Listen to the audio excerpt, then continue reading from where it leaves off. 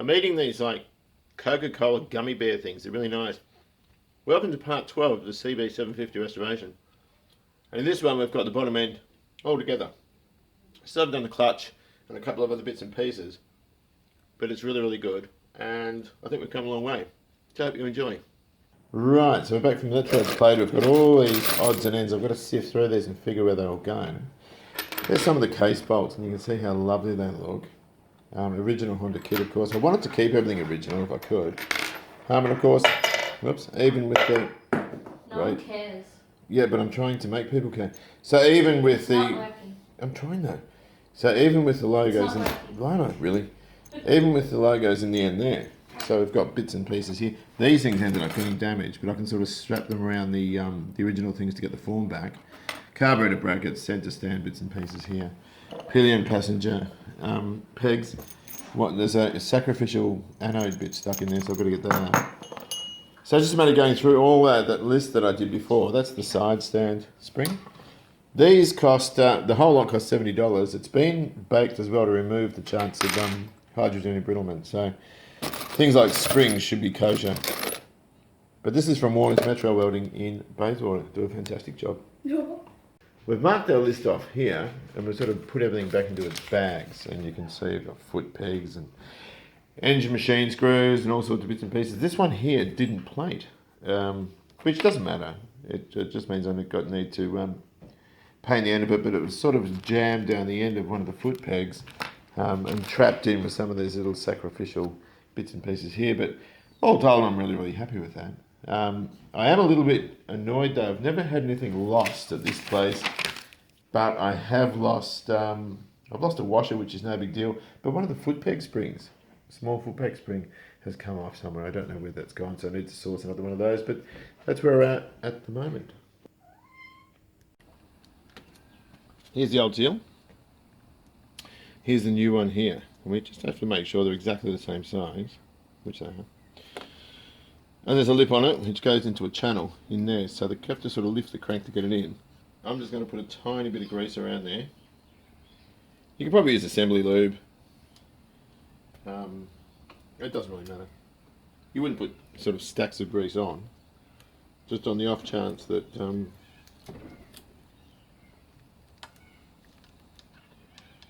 just don't want this to flick over.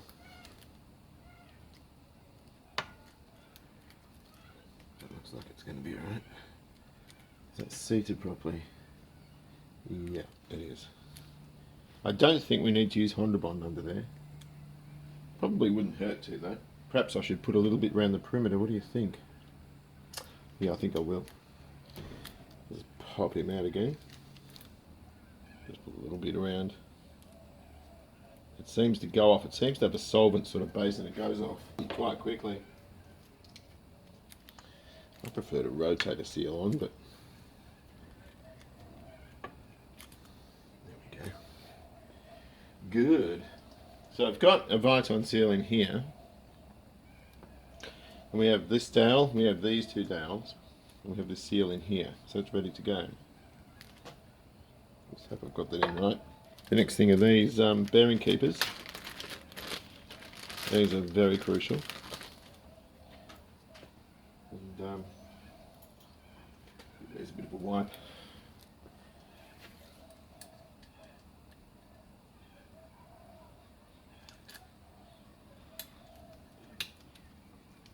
Now the timing chain, let that fall through.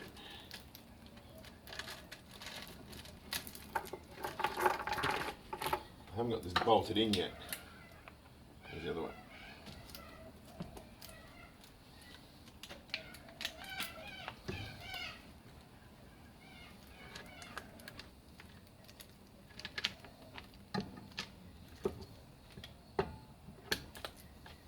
Right. And they're all seated, and I've got the links opposite. They're offset. And of course, lastly, we want to put the final drive gear in with its appropriate circlet.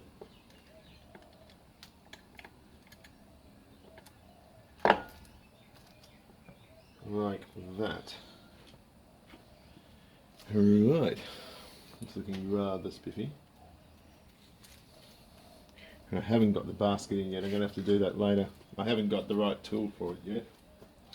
And I'll push that seal in later, the one for the final drive. I think we'll do that afterwards. Right, so next thing we're just going to wipe around here with thinner. Get rid of any grease. I wonder about sealing around here. It's going to be awfully close to that bearing. The manual states to put the seal and put the Honda Bond on the lower half, not the upper. I can't shake this cough. If you can see there's bad editing, it's because I keep coughing and I'm cutting it out. It worries me a bit with this too. Putting that on with the shift fork that doesn't quite hang vertically. So seeing that could be a bit... I might turn this around actually, it might be easier to see. Probably best not to follow my lead. It's better to have a nice clean work area than what I've got here. And this isn't great, what I'm doing.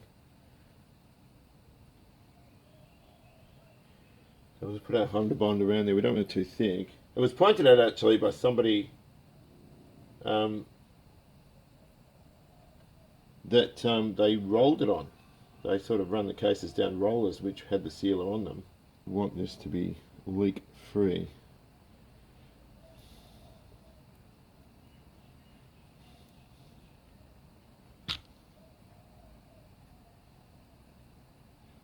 We better act fairly swiftly with this too, because this stuff has a habit of it's going off. It smells solvent based. And so there's not a great deal of working time. And I've sort of taken my gloves off so I can feel what I'm doing.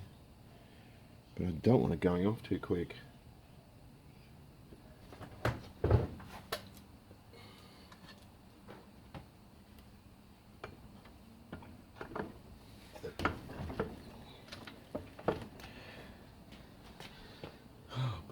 Around there somewhere. Just keep looking. Okay, I'm gonna have to move the camera because I need to act fairly swiftly. Okay. Front is down. It's probably a good thing I'm doing this in the winter because I'm just gonna put a bit of Honda Bond around here. Just dab it on with my finger. Because it's giving me a little bit more grace, sort of time. I've got quite a lot to do. I've got this starlet outside I've got to do, and a couple of other bikes and all my other car resto stuff. This is so cool though, I like doing this. I thought the Honda Bond would be like 3 Bond, the silicon based thing, but it's sort of not. I want to button this down quite quickly. We have to actually torque.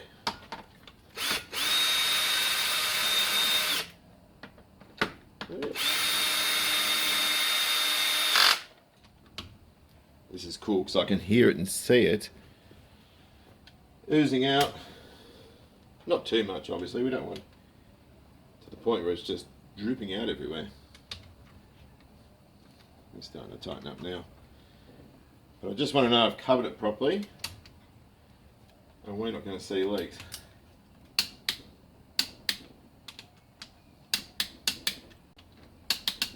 Cool.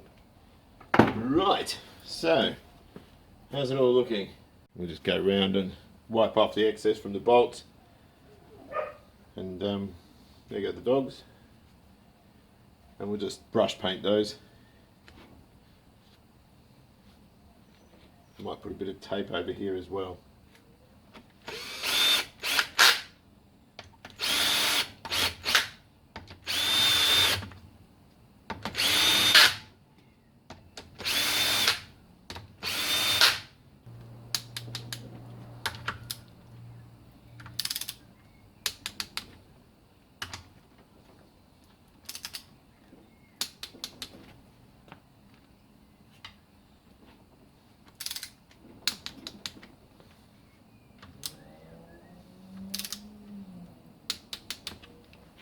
View of my boo-boo.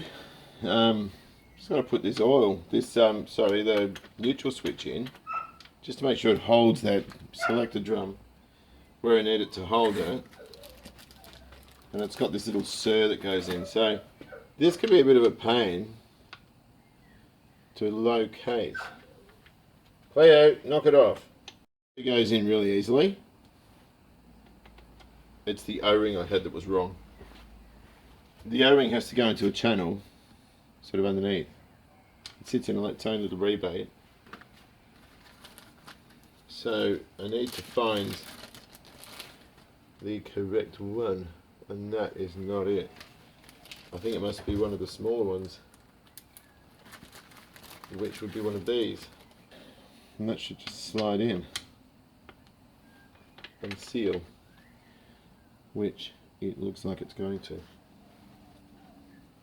So I've got these little, where's that little stir I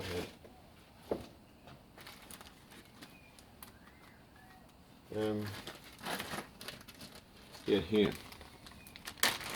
And these were plated. That little stir will hold that in, and the bolt goes on top. That might be too long, that bolt. It might be a shorter one.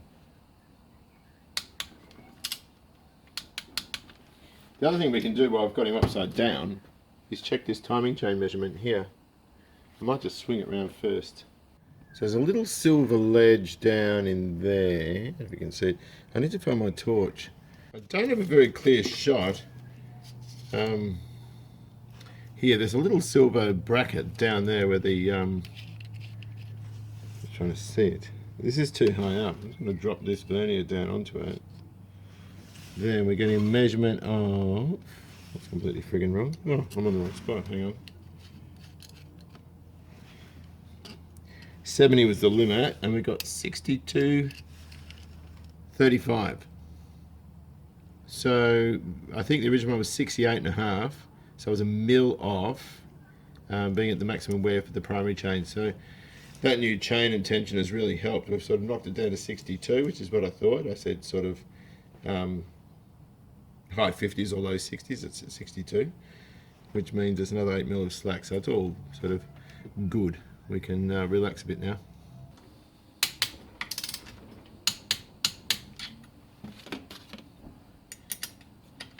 I've left the, hang on, let's do this one too, hang on. I've left this off. It's the lead, just sort of overflow for the carburetor separator. So I forgot to get it plated and it's all dirty. I'll just clean up and put it on. You don't really see this bit. I do have some plating to do on Dave's bike, so I might just throw it in the mix when I get his done. Either way, look, it isn't that important. I was running around, I've scratched that from lying on the bench, but it doesn't matter. So it's all looking good. Very stiff to turn initially because of the assembly lube. I might actually pump a little bit of oil through there just to get it rotating nice and free. Once you get it off the initial, if you know what I mean, because this stuff's like adhesive. Once you get it off the initial thing, it rotates beautifully.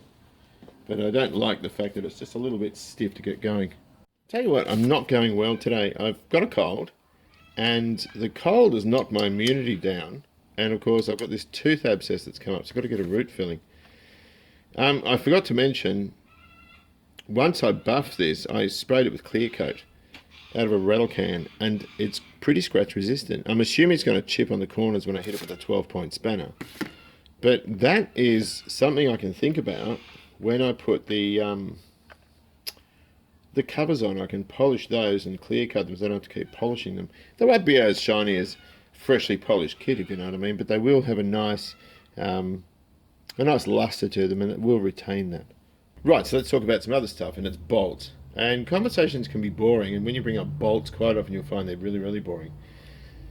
Now, if you remember, this was the carrier, the bearing carrier, and I don't like hammering with an impact driver against an aluminium case. I just don't want to do that, so I drilled them and tapped them out with a cold chisel, and decided to buy 4 hardened metric equivalents, which have Allen head type or hex head type receptacles in them, so they're much easier to torque than the Phillips head ones.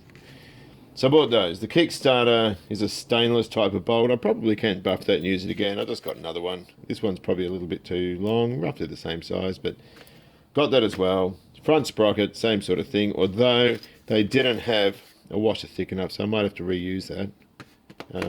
But whatever the case, I bought a new hardened bolt for that, and of course the starter motor cover, which is a little bit mangy, is normally held on by two stainless ones like this, bolts like that, and I bought two stainless replacements, and of course the gear shift is another one, which I bought a equivalent as well. That's a fraction too long, but we can run a nut up there, cut it off, run the nut back over it, and we can use that.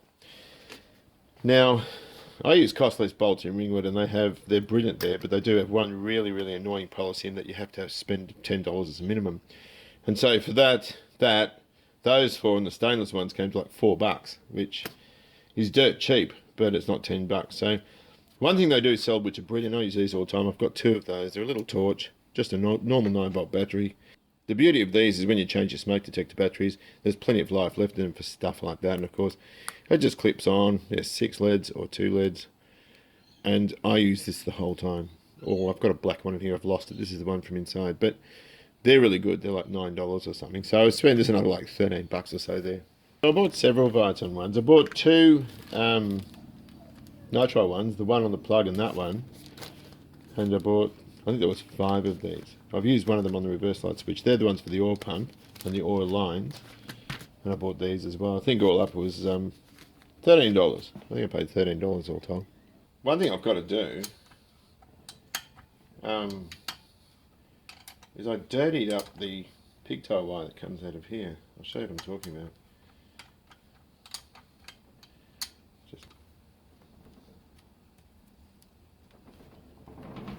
There we go. This little fella here. This all looks brand new. Eventually I'll put electronic on, but yeah, oil. But for the moment, I think there's oil on the bag, isn't there? Yeah. For the moment, it doesn't matter. But I dipped it. The oil was so black in here. Oh, it's not too bad. I just want to put this stuff on. Whoops. Just to protect it. So I can put that cover back on. Just for now. It's not a biggie, but I just want to get this stuff out of the way. So I've got these 3 here, which hold that stator plate on. Could really use these bags. Then we got this little guy, the Mechanical Advance, which is in impeccable condition. And I think that one just sort of slides over, and there's a locator in the crankshaft, like that. Maybe a tiny bit of grease. Just a hint of it. And I'll put that nut thing on later. Where's my screw stick? Oh, I've got my glasses. Can barely see, but anyway. This goes through there. It's probably a bit about face I'm doing this, but I'm just trying to get stuff back in before I forget how it went. I might just stick a screw. I've got little witness marks there that I put in before I took it out. I can just hang there for now while I get this grommeted.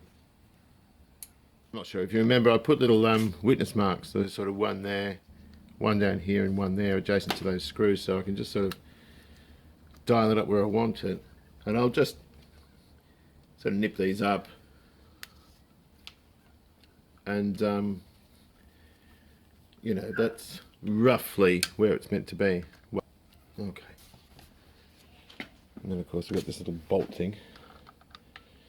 And normally I would Loctite that, but I'm not going to Loctite it at the moment. But I will torque it up. I've got this little cover. It's got a little dent in it there. Gave it a real half-assed polish. It's not very good in these corners, but for now it's going to do. And it's going to keep debris out of there until I'm ready to pull it off and get back into it, so we can sort of chuck that back in. Oh, come back. And that'll keep things nice and solid. And the other thing is, I like knowing where every fastener is, and sitting in bags doesn't exactly make me feel too good about it. So that can all come off later if it needs to. I'm not even worried about that. And of course, oil pressure switch, get that little homemade bung out, stick that in, finger tight for now.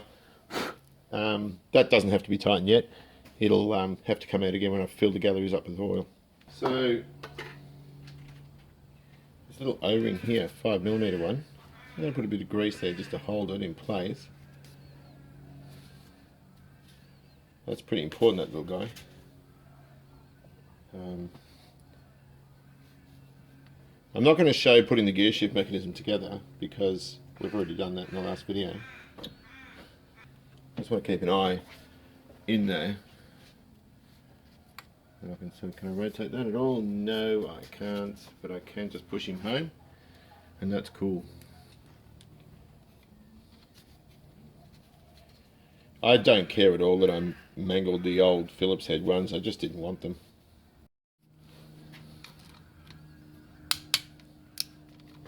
These are hard to get out. Right, so reassembly of this is the way we did it in the last video. I've taken out any of the fasteners there. Well, that one's already Loctited, that's Loctited. So I'll just Loctite this bolt in here, which holds this little fella here. Remember that one? And then of course the nut that goes on the top there, Loctite. So I'm going to put this back together, and I won't bother filming it. You've seen all that stuff before. Now, some people will put this gear shift cover on. This isn't cleaned up, it's not had a new seal put in, nothing. I just cut myself, sorry about that. It just sort of sits over there, but I want to put it on just to protect from dust and dirt and debris and all the rest of it. It'll have to come off again to have the gasket fitted, new seal fitted, and of course it needs to be polished and that sort of thing. But I'm just going to pop, here's a locating dowel in there. So of course then we can figure out, there's a long one. I'm hoping that goes there, that'll do. Oh really? I forgot. Alright, so maybe we're not going to put it on yet, we're going to put that seal in. That was reasonably stupid, wasn't it? Okay, take two. We've got a seal that goes around here. Again, broken record, it's the bigger one. That one there for the K7 and K8. K1 through 6, a little guy there. So we need to get that over, which is no big deal, but of course, given that there's some stepping and there's sharp edges, we stand to damage the seal. So I saw it somewhere, I can't remember where, they actually stuck sticky tape over there, so I'll just try that method right now. And of course, I always fold it off at the end, so you can find where you've been. Fold that over, so that way we can always get to it, you see. But that's even more important on this sort of application because I need to know where the end is. Now, I haven't cleaned this up with Prepsol or thinner or anything. I don't want to, because I don't really want it sticking there. So I'm just going to bunch it up like that. We're going to get some grease around the inside and some Honda Bond around the outside, and then use a piece of timber to get it in. I just want to clean it around those seals there, around those areas there. I'm just going to run around with a bit of thinner. It's going to be tricky. I'm going to rotate it in just to there.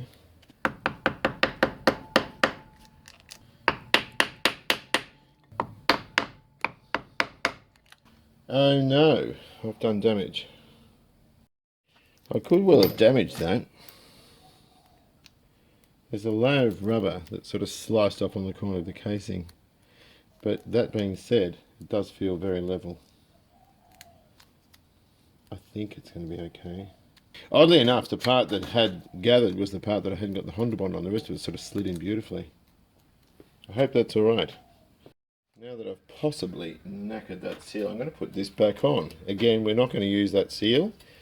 We're going to colour sand this and polish it and put a gasket there and so on and so forth. But for now, I'm not going to bother.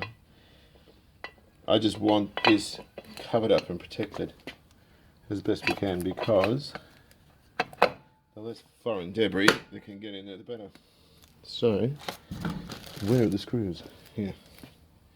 These are lovely and plated. It seems a waste to put them on, but look, you can put these on, or I could put it on permanently now, but we're going to feed all the wiring through there. Now, you can do that. I just reckon I've got a hunch anyway, I've never done this before, but I've got a hunch it's going to be easier without the cover there. I know from when I pulled it apart, it looked like it was going to be better doing it that way, but cool. Right. Now we're going to do it getting upside down. Let's start on this oil pump.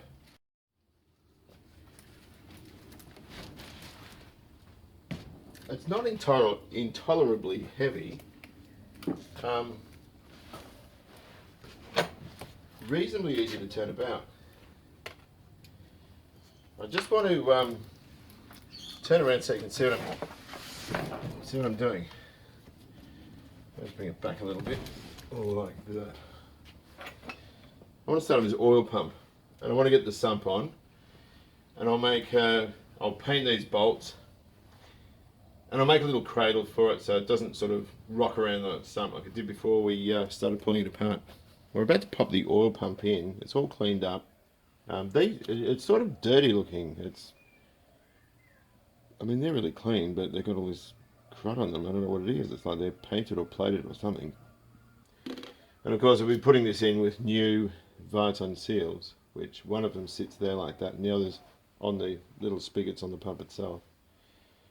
I don't know if we're going to have time to do that in this video because I've got to go inside and see how long this is going for. I won't go over 40 minutes. And then I'll sort of sign off.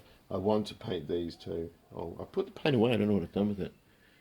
And just to make it look a bit nicer. And so other YouTuber Musty Always Signs off saying thanks for hanging out in the garage and wrenching with me. And of course, coming wrenching sounds like retching here, which is when you're vomiting violently. So thank you for hanging out and vomiting violently with me. I know what he means though, because it's sort of when you're in here and you're doing this, you're talking, there's nobody around. Rosie was just there a minute ago saying it's dinner time. But I know people will watch this and it's sort of nice when you know somebody's around. I'll go and have dinner first. I'll upload what's on the camera now to the computer and see how long it's going to be, allowing for sort of 10 minutes of cutting bits and pieces out, and I'll come back out and see what we're left with. Right, so it's time to do the oil pump. 3 Viton O-rings, these little guys here, they fit perfectly. And they sit just a tiny bit proud, which is exactly what we want. So that one can sit there. There's 2 others here. And if I just tease those out a bit.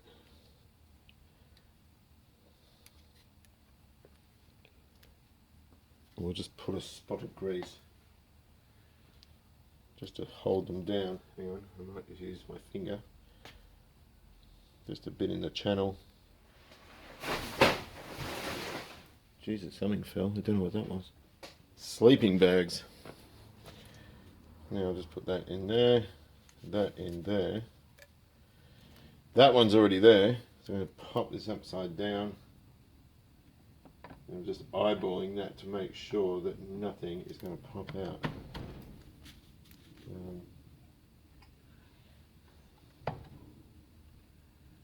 Cool. Alright, good. Actually, I might put a bit of Loctite on those. Where's it? There it is.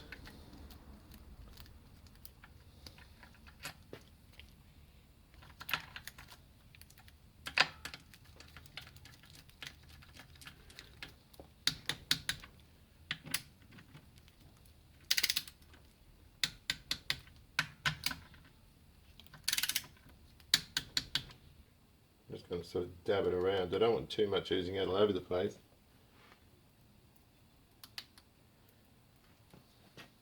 This is one of the oldest gasket formulas. I remember as a kid when my brother had an Austin Freeway, it came with a tube of former gasket, which was sort of a more solid version of the same kind of thing. And that was in the 70s. It's been around forever and a day. Now this stuff, if you get an oil leak, after you've used this, on a flat surface like this, there is something diabolically wrong, because it has a way of just sticking like crazy. I think I've just made a mess of that. Anyhow, we'll go around here now. Well, you don't need much of it. You just sort of, that's ample, just there. Goes this way.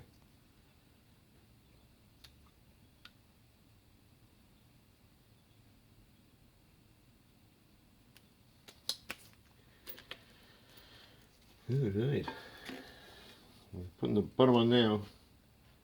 Hopefully, whoops, everything is in the right spot. Oh no, come on. Don't you hate that?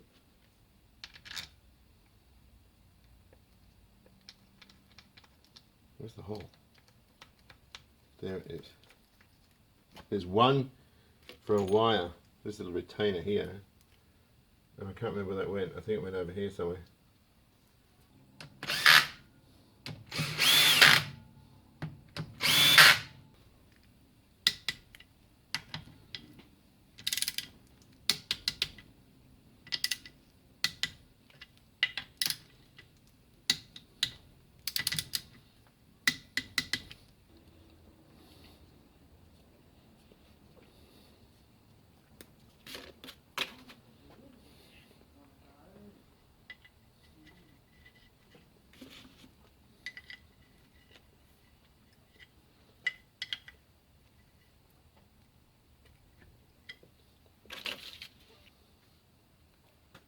Sort of, I don't know where that goes. Goes somewhere, I've got to figure that out. In the meantime, let's get rid of some of that cracked paint.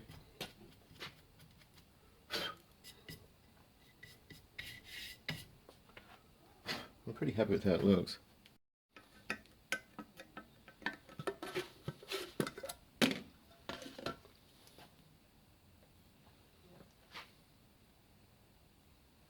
It's not perfect, but it'll sort of make it look a bit more finished off, I guess.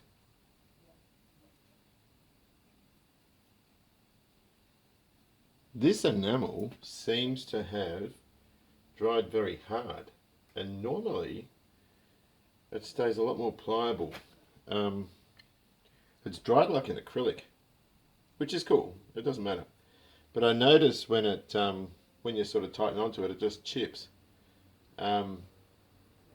Just like an acrylic would, where normally, I mean after a while they will, I suppose, but normally when you get to them fairly soon after you've painted them, they seem to remain very soft.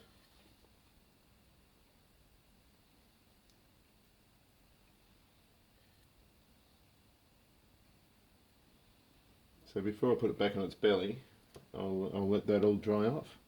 So there you go, an almost finished bottom end. All I've got to do next, in the next chapter, is we'll start colour sanding and buffing out the alloy pieces. We'll put the clutch back together and finish off the bottom end, have it sitting up the right way, so that we can start then putting the cylinders and cylinder head on. So I hope you've enjoyed this. Drive safely, enjoy your classic, and I'll see you later.